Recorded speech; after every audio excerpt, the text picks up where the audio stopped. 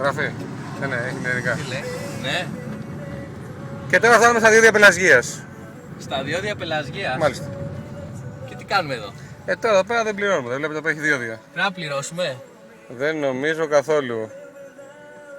Δεν κάνει. Έτσι δεν είναι. Βέβαια. Κάτι λέει μηχανάκια 1,70, αυτοκίνητα 2,40. 2,40. Φορτηγά 5,90, ταλίκες 8,30. Θα τα πάρω τσιγάρα. Τσιγάρα έτσι. Δεν καπνίζω. Πολύ ωραία. Έχουμε το φίλο μας τον Νίκο εδώ πέρα που Δεν έχει τι άλλο να κάνει μετά από τόση ώρα ταξίδι. και σηκώνει μπάρες συνέχεια. Από Αθήνα Θεσσαλονίκη. Έχω βαρεθεί να σηκώνω μπάρες. Έχουμε φτάσει στην Πελαζία από τη Θεσσαλονίκη και έχουμε κάνει 5 ώρες. Μην φαίνεται τόσο έτσι και το να πάρουμε και αυτά, εντάξει, γιατί αυτά στη δουλειά του κάνουν ακόμα έτσι. Αλλά δεν πειράζει. Καλημέρα, δεν πληρώνουμε. Δεν μπορώ. Κρατήστε νούμερο και αφήστε μας. Ανοίξτε. Περιμένουμε λίγο, πώς το λίγο περιμένουμε.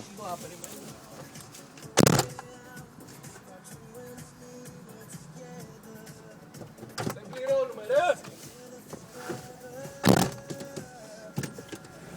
Πώς σας φάνηκε αυτό? Έτσι, έτσι. Έτσι θέλω αυτή, ρε!